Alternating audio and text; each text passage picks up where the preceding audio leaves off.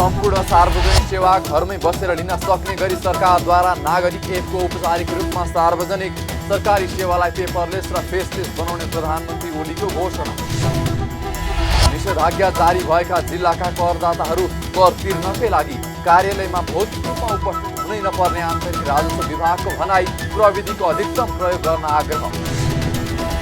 र निषेधाज्ञाको बेला पनि सेयर बजार हरियाली। एकै दिन नेप्से 50 अङ्कले उक्लिँदा कारोबार रकम समेत करिब 7.5 अर्ब रुपैयाँ।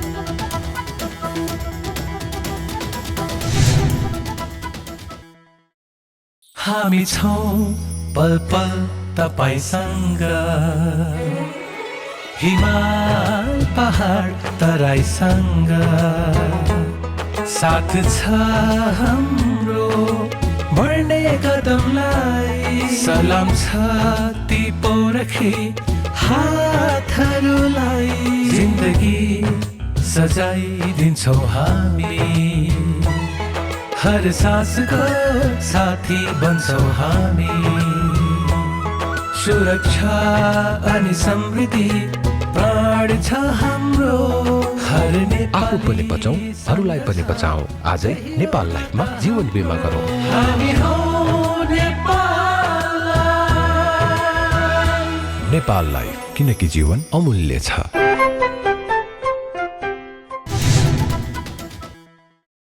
नमस्कार, कारोबार समाचारमा स्वागत छ। अब समाचार विस्तारमा। प्रधानमन्त्री केपी शर्मा ओलीले नागरिक एपको औपचारिक रूपमा सार्वजनिक गर्नुभएको छ। आइतबार चौथो राष्ट्रिय सूचना तथा सञ्चार प्रविधि दिवसको अवसर पारेर सूचना तथा सञ्चार मन्त्रालयले आयोजना गरेको कार्यक्रममा प्रधानमन्त्री ओलीले बालुवाटारबाट भर्चुअल रूपमा नागरिक एपको औपचारिक रूपमा सार्वजनिक गर्नुभएको हो। सरकारले सम्पूर्ण सार्वजनिक सेवा घरमै बसी बसी लिन सक्ने गरी यस अगाडि नै नागरिक एपको बेटा संस्करण रिलिज गरिएकोमा आजदेखि यसलाई औपचारिक रूपमै सार्वजनिक गरिएको छ। नागरिक एप मार्फत सरकारी सेवा लिन नागरिकले नागरिकता, राहदानी, कम्पनी दर्ता, शैक्षिक प्रमाणपत्र जस्ता विवरण बुझाउनु पर्ने लगायतका झन्झट अन्त्य हुनेछ। खास गरी यो नागरिकता नम्बर राखेकै भरमा स्थायी लेखा नम्बर प्यान प्राप्त गर्न सकिनेछ। त्यसैगरी एप मार्फत आफ्नो शैक्षिक विवरण, नागरिक लगानी कोष, सञ्चय कोष, सामाजिक सुरक्षा कोष, नागरिकता, राहदानी, मतदाता परिचय पत्र लगायतको सेवा समेत लिन सकिनेछ। छुट्टा छुट्टै वेबसाइट तथा एप प्रयोग गर्नुपर्ने झन्झट हटाउन सरकारले एकीकृत एपको रूपमा नागरिक नामक एप ल्याएको हो। कार्यक्रममा प्रधानमन्त्री ओलीले सूचना प्रविधिको उच्चतम उपयोग तथा सदुपयोग गरी सरकारी सेवालाई पेपरलेस र फेसलेस बनाउने बताउनु भएको छ। राष्ट्रिय सूचना तथा सञ्चार प्रविधि दिवसकै अवसर पारेर सरकारले आज नागरिक एप औपचारिक रूपमा सार्वजनिक गरेको छ। यसअघि सार्वजनिक भएको बेटा संस्करणमै आम नागरिकको उत्साहपूर्ण आबद्धताले यसको महत्त्व र औचित्य समेत पुष्टि गरिसकेको छ। सम्भव भएका सम्पूर्ण सरकारी सेवाहरूलाई एउटै एप मार्फत उपलब्ध गराउने उद्देश्यसहित नागरिक एप तयार भएको हो।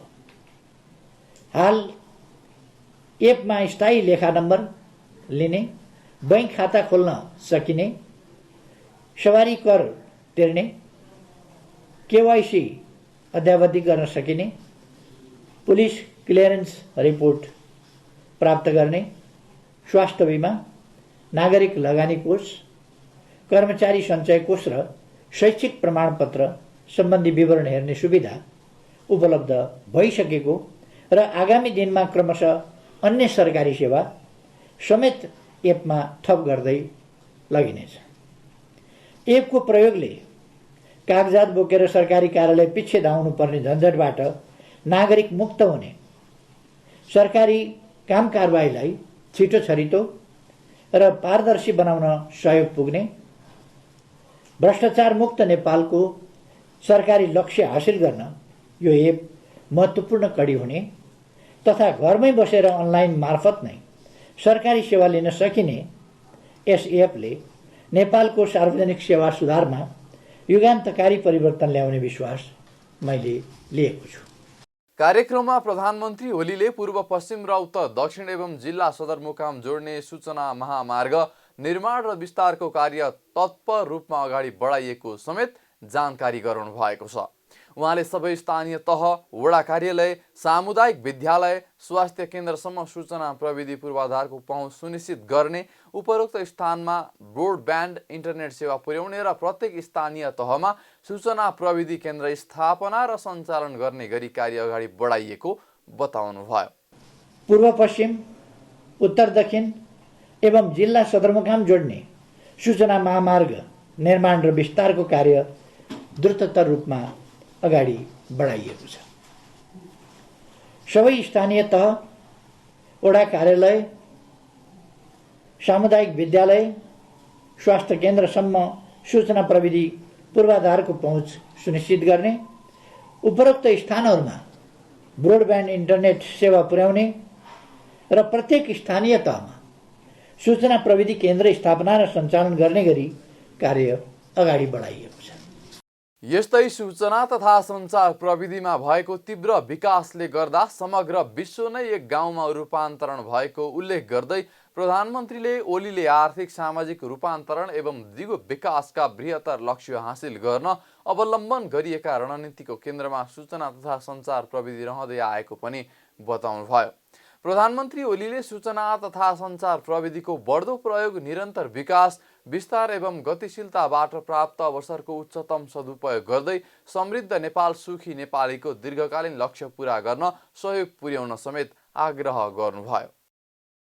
निषेधाज्ञाको समयमा पनि सडकमा सवारी साधन र मानिसहरूको चहल पहल बढेपछि नेपाल प्रहरीले थप कडाई गर्न सुरु गरेको छ। निषेधाज्ञाको बेलामा पनि मानिसहरू घर बाहिर निस्किने क्रम बढेको साथै सडकमा पनि सवारी साधनहरू तुलनात्मक रूपमा बढेपछि आइतबार प्रहरीले चेक जाँचलाई थप कडाई गरेको हो। निषेधाज्ञा जारी भएका काठमाडौँ उपत्यका सहितका जिल्लाहरूका मुख्य चोक तथा भित्री गल्लीहरूमा समेत बेला बेलामा चेकिङ भइरहेको छ।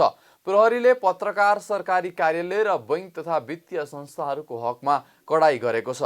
काठमाडौँ उपत्यकामा खटिएका पत्रकारहरूलाई सूचना विभागको परिचय पत्र अनुसार र उपत्यका बाहिरका जिल्लामा सम्बन्धित सञ्चार संस्थाको परिचय पत्रको आधारमा छुट दिएको छ। परिचय पत्रको दुरुपयोग धेरै भएको कारण प्रहरीले कडाई गरेको हो। प्रहरीले निषेधाज्ञाको पालना नगर्ने पैदल यात्रीलाई होल्डिङ सेन्टरमा राखी सम्झाइ बुझाइ गर्ने, सवारी पास बिना चलाइएका सवारी साधन नियन्त्रणमा लिने र जरिवाना लिने लगायतको कारबाही गर्दै आएको छ। दिनभरिको कारबाहीको विवरण प्रहरीले साँझपख सार्वजनिक गर्दै आएको छ। गृह मन्त्रालयको अनुसार हाल 23 वटा जिल्लामा पूर्ण र 7 जिल्लामा आंशिक निषेधाज्ञा जारी भएको छ। निषेधाज्ञा घोषणा गरिएका मध्ये 21 जिल्लामा शनिबारसम्म निषेधाज्ञा लागू भइसकेको छ भने 9 जिल्लामा आइतबार आजदेखि लागू हुँदैछ। नेपालको अन्तर्राष्ट्रिय सीमाको सुरक्षा अहिले सशस्त्र प्रहरी बलले गरिरहेको छ। कोभिड-19 को संक्रमण बढेसँगै सीमा क्षेत्रमा खटिएका सशस्त्र प्रहरीहरू पनि कोभिड-19 संक्रमणको जोखिममा परेका छन्।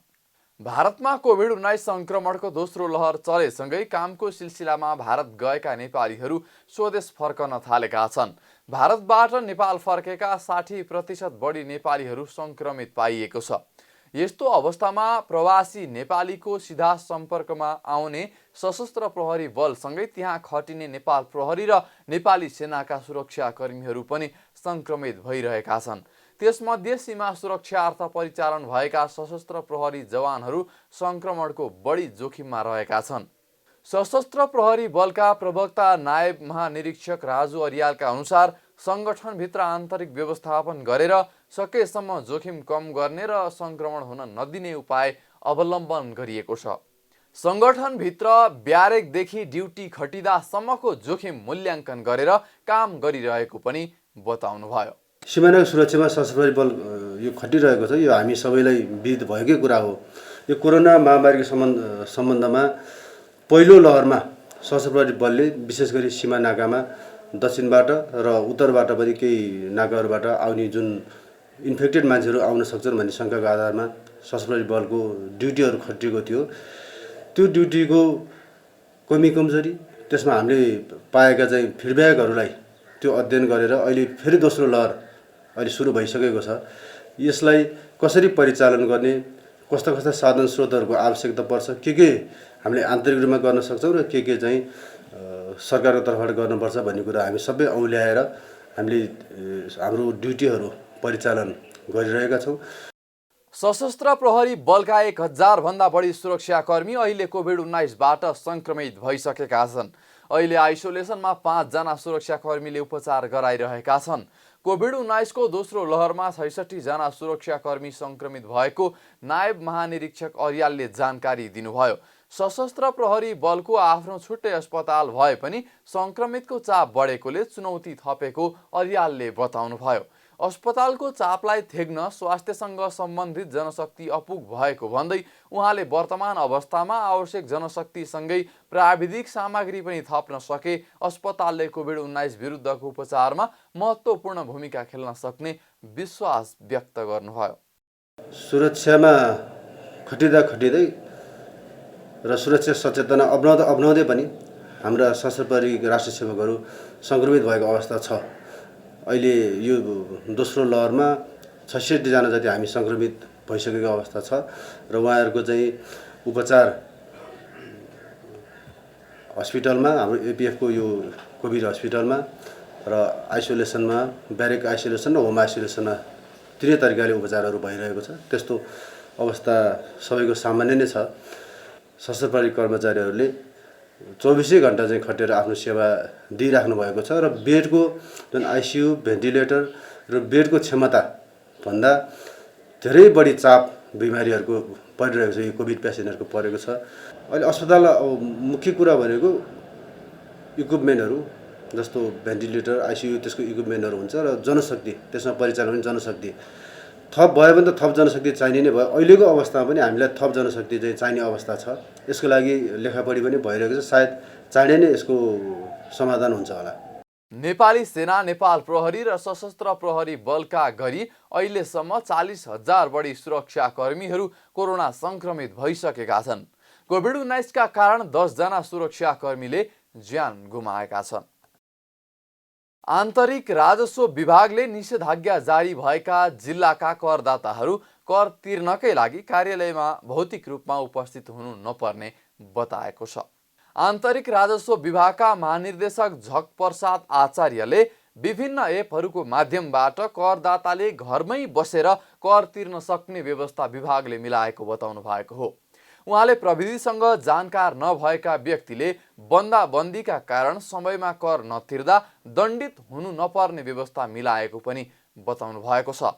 विभागका महानिर्देशक आचार्यले कर तिर्न बढीभन्दा बढी प्रविधिको प्रयोग गर्न सबै करदातालाई अपिल गर्दै 90% कामहरू अनलाइनबाट नै गर्न सकिने भएकाले भौतिक उपस्थितिलाई कम गरी प्रविधि मैत्री बन्न समेत आग्रह गर्नुभएको छ।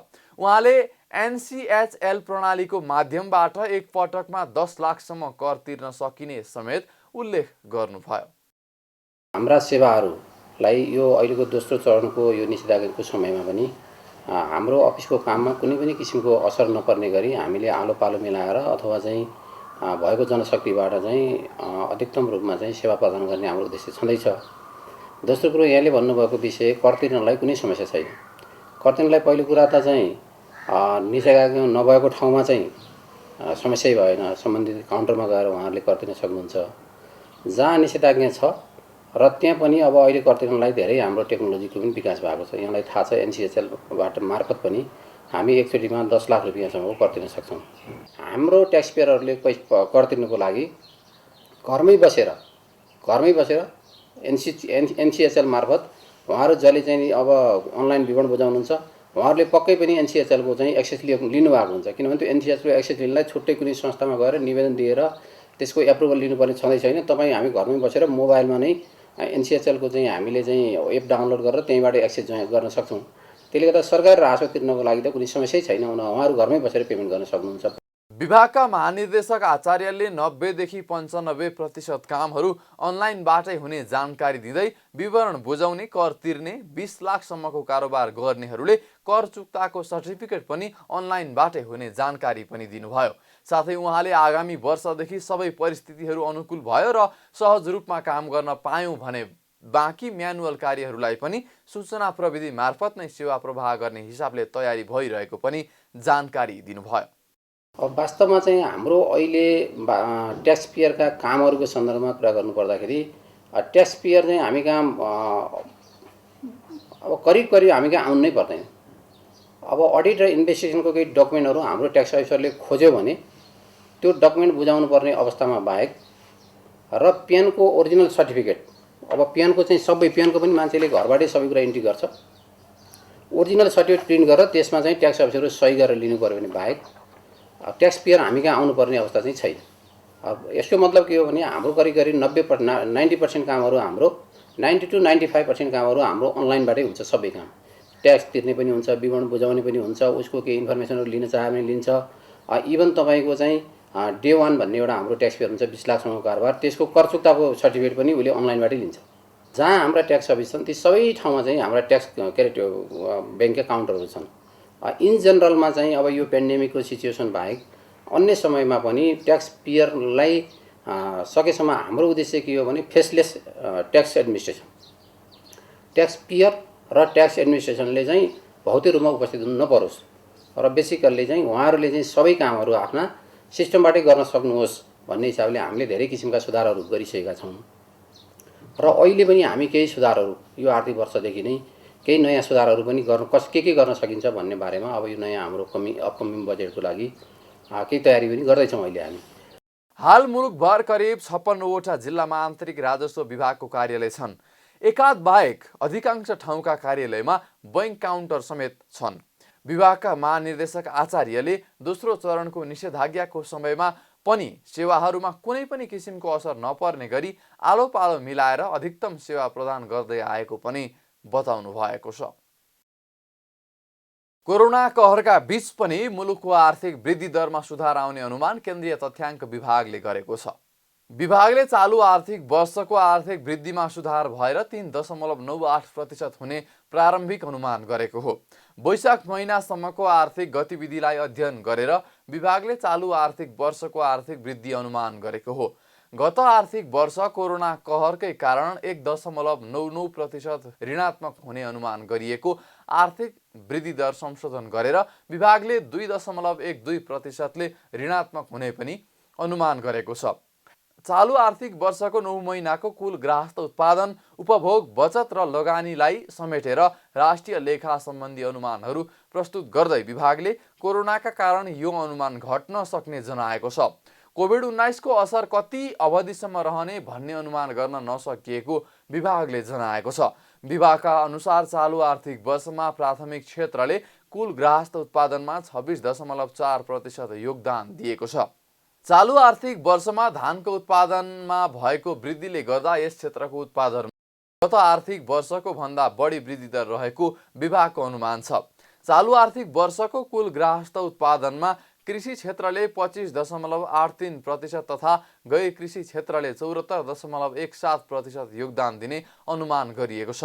साथै चालु आर्थिक वर्षको जीडीपीमा द्वितीय क्षेत्रले 12.5% योगदान दिएको अनुमान गरेको छ।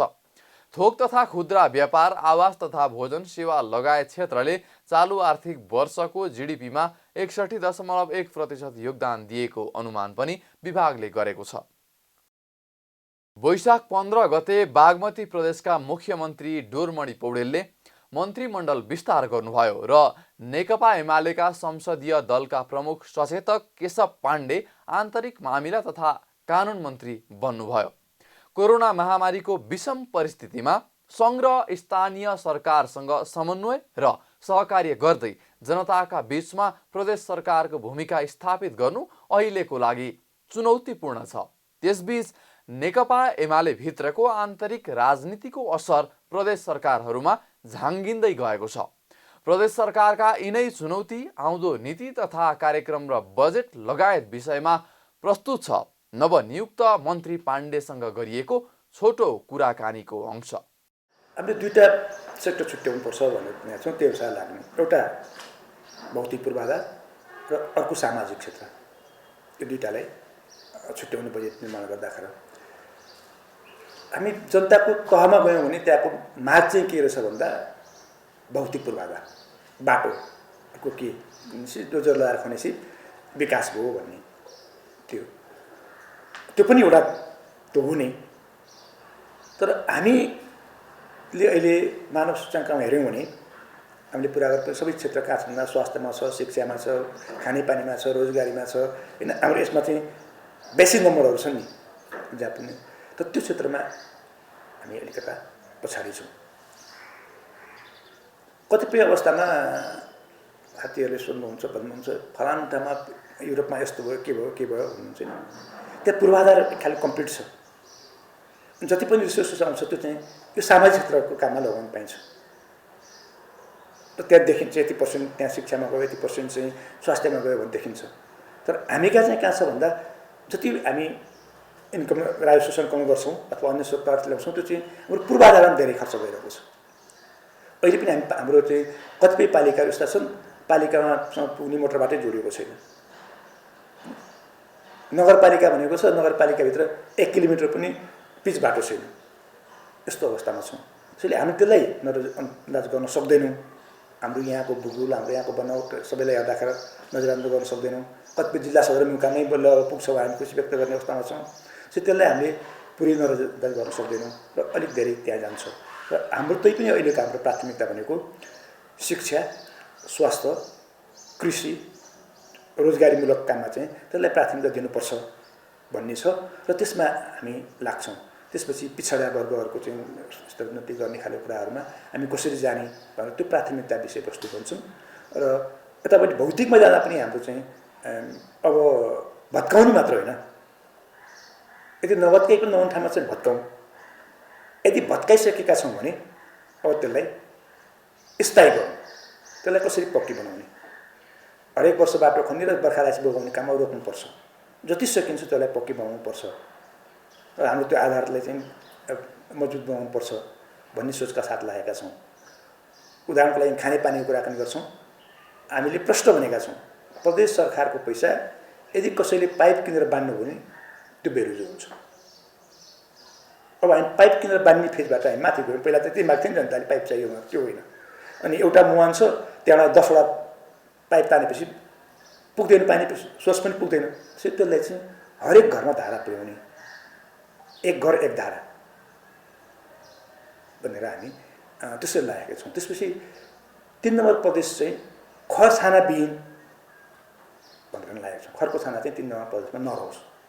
कहाँ छ त्यस्तो खालको, त्यसलाई चाहिँ सरकारी के हुन्छ त्यसरी जाने भनेर लागेका छौँ। त्यसरी यी परिवर्तन गर्ने खाले काममा हामी लागेका छौँ र स्थायित्व दिने, जे जति गरिन्छ त्यसलाई स्थायी दिने र हरेक वर्ष एउटै शीर्षकमा पटक पटक गइरहने कुराको अन्त गर्नुपर्छ भन्ने लाग्छ। तपाईँलाई एउटा उदाहरण दिउँ।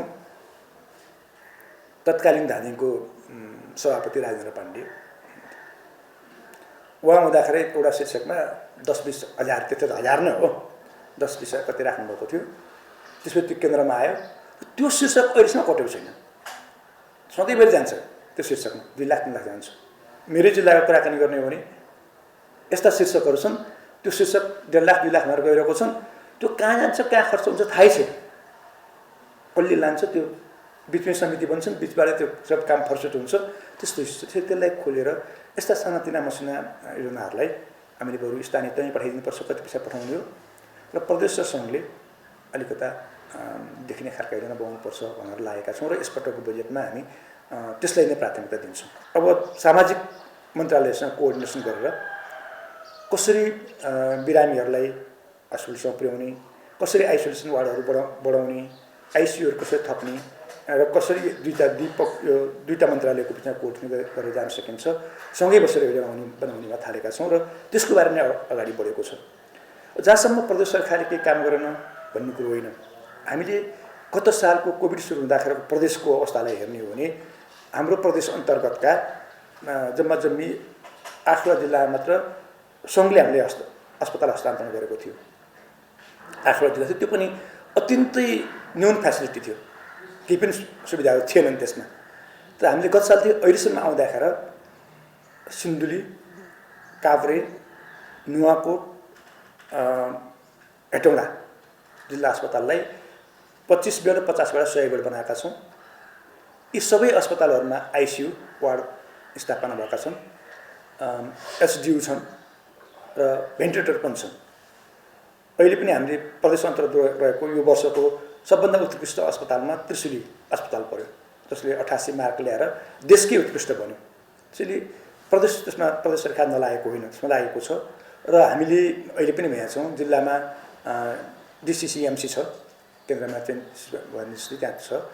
त्यसलाई के गर्नु, तपाईँले के कोअर्डिनेसन गर्नुपर्छ, तपाईँहरूको आवश्यकता के हो, कोभिडभन्दा अन्ध खर्च गर्न नपाउने गरी तपाईँहरू योजना बनाउनुहोस्। त्यो सम्पूर्ण कुरो चाहिँ प्रदेश सरकार रेस्पोन्सिबल हुन्छ भनेर उहाँलाई निर्देशन जारी गरेका छौँ र स्थानीय तहलाई पनि भनेका छौँ। र पहिला हामीले बनाएको आइसोलेसन वार्डहरू जुन अहिले पनि छन्, थुप्रै आइसोलेसन वार्डहरू छन्, सबै जिल्लामा छन्। र त्यसलाई कसरी व्यवस्थित गर्ने भनेर त्यसमा तुरुन्त लाग्ने निर्देशन जारी गरिएको छ। र यो क्रम चाहिँ अब अहिले हामी देख्दाखेरि के देख्छौँ भने काठमाडौँ मात्र देख्छौँ। काठमाडौँका ठुला अस्पताल प्रदेश अन्तर्गत छैनन् होइन, अहिले पनि काठमाडौँमा चाहिँ प्रदेश अन्तर्गत अस्पताल छैन। अहिले त्यो एउटा जिल्लामा छ, हामीले बनाएका छौँ, त्यो छैन। र अन्य जिल्लाहरूमा अहिले एकदम गत सालको तुलनामा धेरै सुविधा प्राप्त छ। निषेधाज्ञाको बेला पनि सेयर बजारमा 50 अङ्कमाथिको हरियाली छाएको छ भने कारोबार रकम समेत करिब 7.5 अर्ब रुपैयाँ नजिक पुगेको छ। साताको पहिलो कारोबारको दिन आइतबार सेयर बजार मापन गर्ने नेप्से परिसूचक 50 अङ्कले बढेर 2665.10 अङ्कमा पुगेको छ। नेप्से परिसूचक 2.07% हरियाली छाएको दिन कारोबार रकम समेत उल्लेख्य भएको छ। आइतबार 226 कम्पनीको 1,58,32,000 किता सेयर 7,36,08,00,000 रुपैयाँ बराबरमा कारोबार भएको छ। कोरोना महामारीको दोस्रो लहर फैलिएसँगै सरकारले निषेधाज्ञा काठमाडौँ उपत्यका सहित करिब 2 दर्जन जिल्लामा निषेधाज्ञा जारी भएको छ। काठमाडौँ उपत्यका निषेधाज्ञा जारी भएको आज चौथो दिन हो। निषेधाज्ञाको बेला पनि नेप्से र कारोबार रकम दुवै उल्लेख्य हुनुका साथै सबै समूहको परिसूचकमा हरियाली छाएको छ। आइतबार सबैभन्दा धेरै अन्य समूहको परिसूचक 4.63% बढेको छ। बीमा समूहको परिसूचक 3.74%, निर्जीवन बीमा समूहको परिसूचक 3.47% र होटल र पर्यटन समूहको परिसूचक 3.38% बढेको छ। यस्तै उत्पादनमूलक र व्यापार समूहको परिसूचक पनि 2% भन्दा धेरैले बढेको छ। लघुवित्त समूहको परिसूचक समेत 2% बढेको छ। कारोबार रकमको आधारमा आज नेपाल क्रेडिट एन्ड कमर्सियल बैंकको सर्वाधिक 42 करोड रुपैयाँ बराबरको कारोबार भएको छ भने नेपाल पुनर्बीमा कम्पनीको पनि 40 करोड 32 लाख रुपैयाँ बराबरको कारोबार भएको छ। सबैभन्दा धेरै कमाउनेमा महिला लघुवित्त वित्तीय संस्था विशाल बजार कम्पनी र सिंगटी हाइड्रो लगायतका लगानीकर्ता छन्। तीनवटै कम्पनीको सेयर मूल्य आज करिब 10%ले बढेको छ। कारोबार समाचारमा अब सुन चाँदी र विदेशी विनिमय दर सम्बन्धी जानकारी।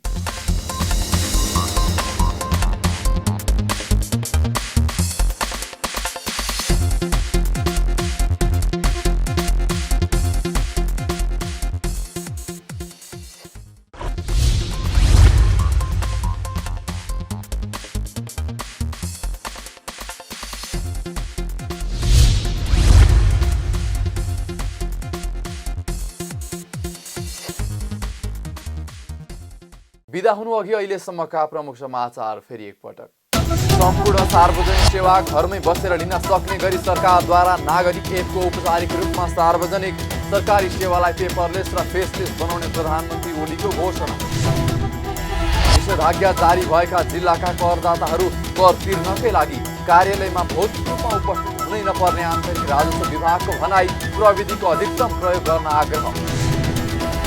र निषेधाज्ञाको बेला पनि सेयर बजार हरियाली, एकै दिन नेप्से 50 अङ्कले उक्लिँदा कारोबार रकम समेत करिब 7.5 अर्ब रुपैयाँ।